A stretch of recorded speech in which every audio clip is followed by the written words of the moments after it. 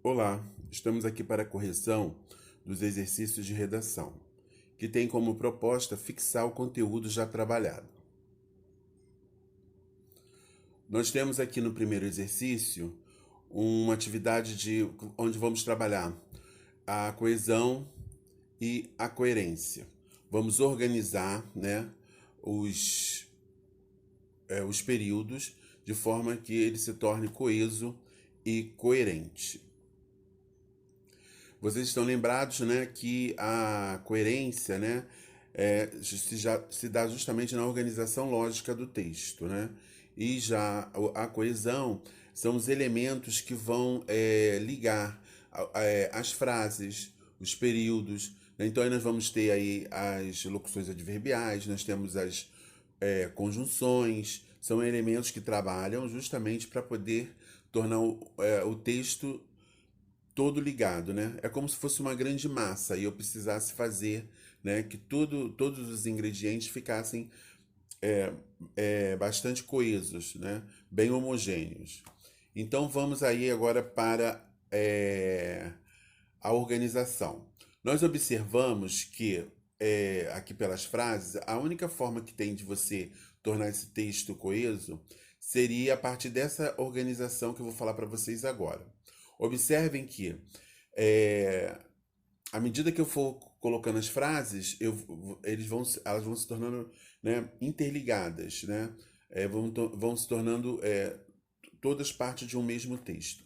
Nos últimos 10 anos ou 15 anos, fazer uma tatuagem deixou de ser símbolo da rebeldia, de um estilo de vida marginal. Elas, aí observe que quando eu faço esse elas, já é um termo de coesão. Eu retomei lá a palavra tatuagens. Elas não são mais feitas em locais precários, e sim em grandes estúdios, onde há cuidado com a higiene. As técnicas se refinaram, há mais cores disponíveis, os pigmentos são de melhor qualidade e ferramentas como laser tornaram bem mais simples apagar uma tatuagem que já não se quer mais. Vão longe, enfim, os tempos em que o conceito de tatuagem se resumia à velha âncora de marinheiro. Então você observa que o texto fica, né, único, né? A ideia é a mesma. Talvez se eu mudar uma frase de lugar, um período de lugar, eu vou perder essa coesão do texto. E a coerência, né, que é uma questão lógica, né? Você apresenta o assunto, que no caso é tatuagem, depois você vai falar das técnicas, etc., né? Até que você vai para encerrar a sua ideia. Então nós observamos aí que a resposta é a letra C. No próximo exercício, nós vamos falar sobre o intertexto, né? Intertextualidade. Então vamos ver quais são os conceitos, né, do intertexto. Introdução de novos elementos no texto, pode-se também retomar esses elementos para introduzir novos referentes. Bom, nesse caso aí eu estaria falando da coesão, não tem a ver com o intertexto. Operação responsável pela manutenção do foco nos objetos de discurso previamente introduzidos. Eu acho que isso aí já pode ser uma das respostas. Vamos ver aqui a número 3. Elemento constituinte do processo de escrita e leitura. Trata-se das relações dialógicas estabelecidas entre dois ou mais textos. Também podemos observar que talvez possa ser a resposta, uma das respostas. Vamos ver mais à frente.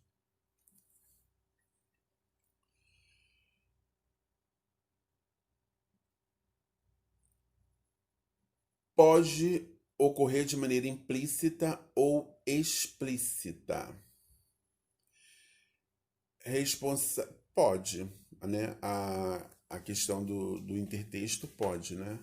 Eu posso mencionar um texto diretamente ou posso só fazer, né, uma referência implícita a esse texto. Responsável pela continuidade de um tema e pelo estabelecimento das relações semânticas presentes em um texto. Então, gente, aí as que mais se encaixam, né, seriam a 2 e a 4. E essa resposta está na letra C.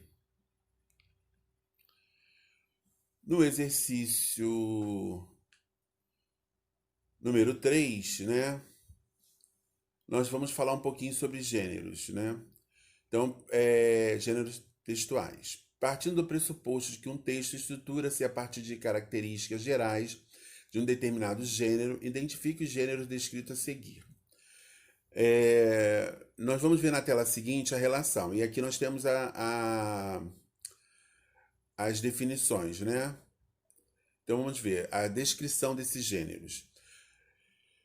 Se eu falo em tipos textuais, né? E eu falo lá em narrativa, descrição e etc. Não estou falando de gênero, né? Os gêneros, por exemplo, dentro do gênero, dentro da narração, por exemplo, eu vou ter vários gêneros. Então eu tenho aí o conto, eu tenho o romance, todos com características próprias, né? Uns mais longos, mais curtos, um mais breve, outros que tratam do cotidiano, né? Então, a estrutura do romance, por exemplo, de uma narrativa longa, eu vou ter protagonista, antagonista, eu vou ter o tempo bem marcado, o espaço, né? Então isso vai estar muito lá presente.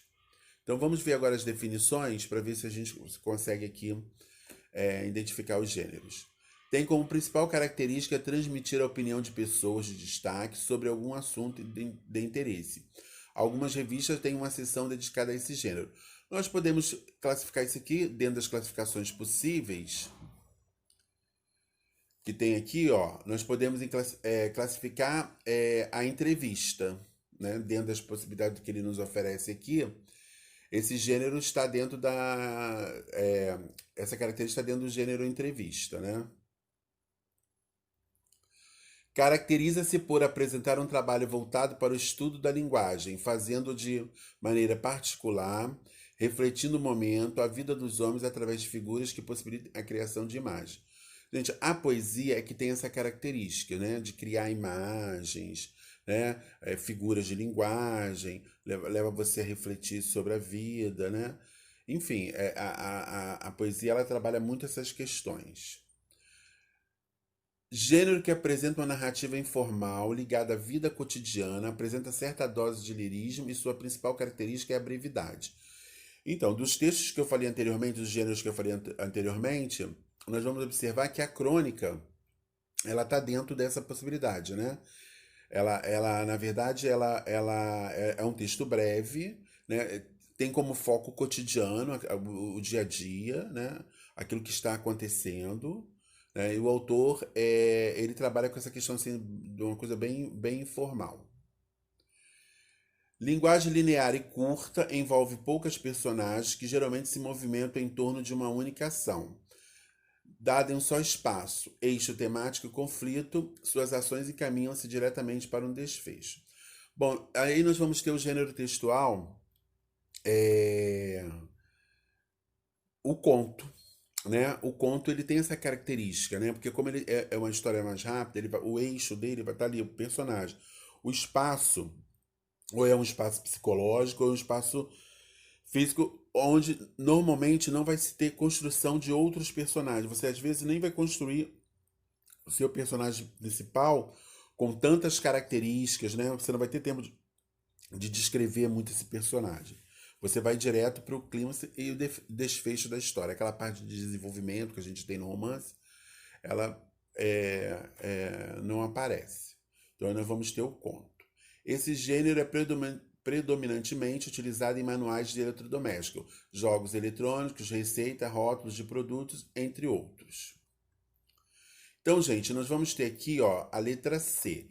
Entrevista, poesia, crônica, conto e o último item que é o texto instrucional, que dá instrução, que ensina como fazer. Aí os manuais, as receitas, todas estão dentro desse gênero. Então, aqui a resposta é a letra C. Bom, nós temos aqui um texto, que é um texto curto, A Outra Noite, de Rubem Braga. Eu acho que eu já trabalhei com vocês esse texto, né, na questão número 4. Nós observamos que é o autor que trata de um fato corriqueiro, do dia a dia, de uma maneira bem informal. Ele vai falar sobre a questão do tempo, né, da chuva. Ele está chegando de São Paulo e ele vai falar. Então, dentro dessas possibilidades que o texto aqui nos oferece, né, o conto é uma história breve, onde você tem um personagem, onde a história é mais densa e rápida, né? Não se enquadra nesse texto, né? A poesia também não se enquadra nesse texto. Nós temos a prosa, né?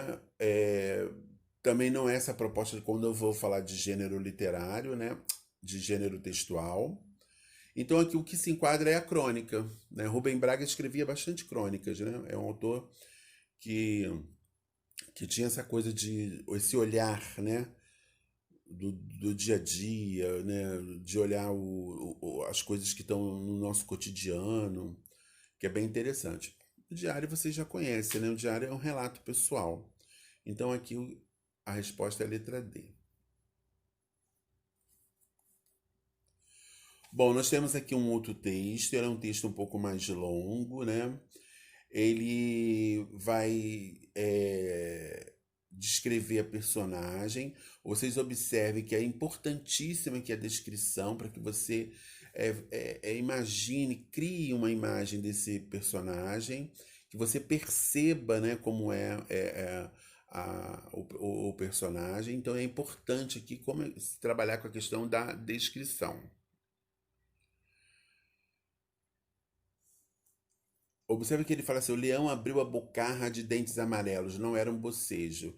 Entre caretas de dor, elevou-se aos poucos nas pernas tortas. Você observa que como essa descrição, né, mostra assim, né, como aquela figura, né, daquele animal já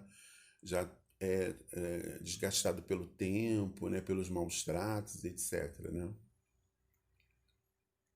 Então ele fala aqui: leia as afirmações e responda. Embora não seja um texto predominantemente descritivo, ocorre descrição, visto que o autor representa a personagem principal através de aspectos que a individualizam. Eu acho que poderia, mas vamos ver mais à frente se é em relação aos outros itens. Por ressaltar unicamente condições físicas da personagem, predomina a descrição objetiva no texto, com linguagem denotativa. Por ser um texto predominantemente narrativo, as demais descrições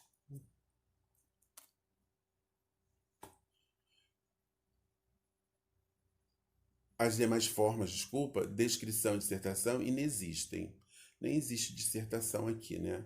Então, gente, na verdade, seria aqui o número 1. Embora não seja um texto predominantemente descritivo, ocorre descrição, visto que o autor representa a personagem principal através de aspectos que a individualizam. Vocês percebem assim, eu estou contando uma história, mas eu lanço mão da descrição para que eu possa enriquecer essa história, trazer para você, né, como é que é aquela imagem, como é que é aquele animal, ou poderia ser uma pessoa, né, como é importante, né, para você entrar, né, naquela história, como é que é importante descrever bem o personagem. Aqui na questão número 6, continuamos falando de texto descritivo, né? Sobre um texto do tipo descritivo, é correto afirmar. Aqui nós temos a letra C como resposta, né? Sua principal característica é completar os elementos da narrativa com a caracterização de personagem e de ambiente para transmitir ao leitor dados significativos sobre os personagens. Que é o que eu acabei de falar para vocês, né? Eu estou contando uma história. Quando você conta uma pequena história para alguém de algo que aconteceu, né? Às vezes existe a necessidade de você descrever a pessoa envolvida, o local que ocorreu, né? Então, na verdade, a descrição ela vai enriquecer a sua narrativa.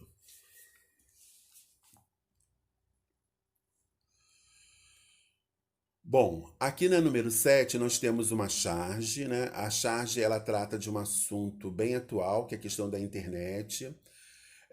Observe que ele começa fazendo uma brincadeira lá atrás, né, com o Orkut no primeiro quadrinho, né? Vocês sabem que antes desse boom do Facebook, o Orkut era a rede social. Talvez alguns de vocês nem tenham, né, tido a oportunidade de ter um Orkut, mas era a rede social que mais se utilizava. Então, você observa que a personagem ela vai enumerando, né, que o seu interlocutor ele só vive nas redes sociais e não sobrando nenhum tempo para o mundo real. Então, assim, é uma crítica, né? Esse mundo, né? Nós estamos agora até vivendo esse momento. Você está estudando no mundo virtual, você conversa com as pessoas porque estamos em isolamento social. Nosso maior contato é dentro do virtual, mas nós não podemos esquecer que existe um mundo real, né? Existe um mundo fora dessa maquininha, né? E que é o interagir, que é o que eu viver com as pessoas, né? O olho no olho, né? Então isso é extremamente importante. Então a crítica ela faz justamente a Charge faz justamente essa crítica. Então, levando isso que eu falei em consideração, nós temos aí como resposta somente a letra A. Questiona a integração das pessoas nas redes virtuais de relacionamento. Ou seja, na verdade não existe integração, né? Então ele faz esse questionamento. Na questão número 8, nós temos aí Memórias Sentimentais de João Miramar, de Oswald de Andrade, né? É um texto, você observa que ele trabalha um pouco com a descrição, com a apresentação do espaço que ocorre a narrativa. Você observa que é um trecho, né? Tirado de um texto muito maior. Então, isso que é importante também, né? Nós estamos aqui analisando um trecho, nós não estamos analisando todo o romance, toda a história. Então, precisamos ficar bem atentos a isso. Então, vamos ver aqui. Didaticamente, costuma-se dizer que, em relação à sua organização, os textos podem ser compostos de descrição, narração e dissertação. No entanto, é difícil encontrar um trecho que seja só descritivo, apenas narrativo, somente dissertativo. Levando-se em conta tal afirmação, selecione uma das alternativas abaixo. Então, gente, nós observamos nesse pequeno trecho que ele é narrativo descritivo. Mas existe uma predominância neste trecho, que acabamos de ler, uma predominância do descritivo. Então, quando eu falo aqui, não apenas existe. Eu vou contar uma história, eu lanço mão da descrição para poder, né, descrever esses personagens, descrever os lugares, etc. Eu estou fazendo um texto dissertativo, onde eu vou defender uma ideia, né? Onde eu vou expor minha opinião a respeito de um determinado assunto. Mas existe, às vezes, a necessidade de eu lançar para descrever, né, um acontecimento, um fato que gerou e que levou, né, ao questionamento daquelas ideias. Então, assim, a descrição ela é bastante rica quando ela vai me ajudar, né, a trabalhar o meu texto, a enriquecer o meu texto. Então, gente, aí seria a resposta letra A. Vamos agora para a número 9, é um outro texto, A Causa Secreta, de Machado de Assis, tá? Também é um trecho também. Vamos aqui para a questão em si. A partir da análise do trecho do conto, podemos dizer que o texto classifica-se como... Observa que ele já diz para a gente que é um conto, né? É uma história mais curta, mais densa, né? Onde você não tem só um personagem, no máximo dois, o pequeno conflito. Você vai direto para o clímax e para o desfecho dessa história. A partir da análise do texto do conto, podemos dizer que o texto classifica-se como um texto narrativo descritivo, pois é predominantemente narrativo com passagens descritivas. Então vamos voltar ao texto. Garcia estava atônito. Olhou para ele, viu-o sentar-se tranquilamente, estirar as pernas, meter as mãos na algibeiras das calças e fitar os olhos no ferido. Os olhos eram claros, cor de chumbo. Observe que ele conta, logo no primeiro ele introduz a história, depois ele vai agora descrever o personagem. Os olhos eram claros, cor de chumbo, moviam-se devagar e tinha uma expressão dura, seca e fria. Ele gasta toda uma frase ou um período para descrever a personagem, tá vendo? Então aqui a resposta é a letra D, perfeita, né? É narrativo e descritivo, né? Ele vai lançar a mão ali da descrição para apresentar o seu personagem. Nós temos agora aí um fragmento do Carlos Drummond de Andrade, Um Escritor Nasce e Morre. É verdade que Turmalinas me compreendia pouco e eu a compreendia menos. Meus requintes espasmódicos eram pouco estranhos a uma terra em que a hematita calçava as ruas, dando às almas uma rigidez triste, né? Então ele vai falar sobre o material utilizado, que é um material de ferro, né, utilizado para calçar as ruas da cidade onde ele nasceu, que é Itabira.